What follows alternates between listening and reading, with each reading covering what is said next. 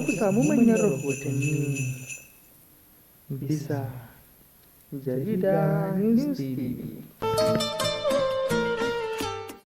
Barka da haka mai sauraro kuma sannan mu da ƙara kasancewa a cikin wannan tattaunawa mai albarka. Inda amma muke tafi muku da wannan babban rahoto a dangane da batun juyin mulki. Inda kuma a hankali ake bankaɗo waɗanda ke ta maƙarƙashiya a kan wannan batu na juyin mulki.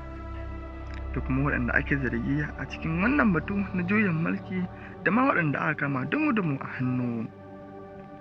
Kama daga sojojin da aka kama, gwamnan da ake zargi, wato tsohon gwamnan da ake zargi da ɗaukar nauyin waɗannan masu juyin mulki, har ma da masu yunƙurin raba ƙasa biyu, wato 'yan biyafara. Lallai mai sauraro ka biyo mu a sannu domin jin wannan gundarin wannan rahoto. Kuma mai sauraro kada a manta da subscribe and like bisa wannan tattaunawa mai albarka. Tare da an danna ƙararrawar sanarwa domin durum da zarar mun saki manya-manyan rahotanninmu da iso gare ka.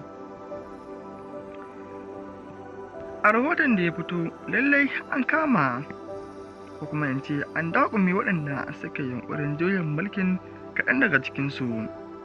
Sai dai kuma a hankali bincike yana ta binciko wasu da dai sauran waɗanda suka ɗauki nauyin yunƙurin juyin mulkin da waɗanda suka ba da gudunmawa akan hakan.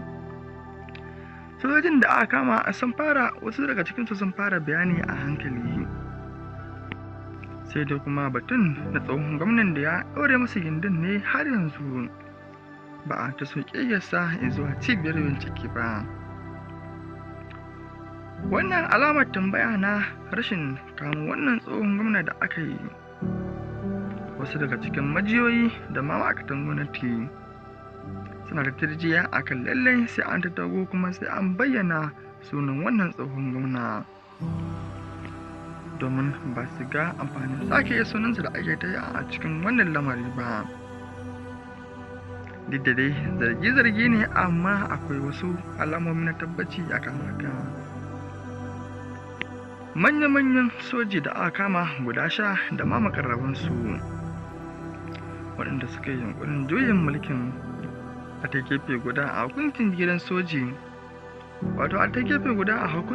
soji, babban mejo na ƙasa ya tabbatar da cewa ana hukunta su ɗaya bayan ɗaya da kuma tono bayanai na waɗanda suka goya musu baya a kan wannan batu na juyin mulki. Misaro ka biyo mu a sannu domin kasance da mu a cikin wani rahoton, inda kuma za mu kawo muku wannan rahoto ɗaya bayan ɗaya a cikin wani rashin mai albarka. Gode.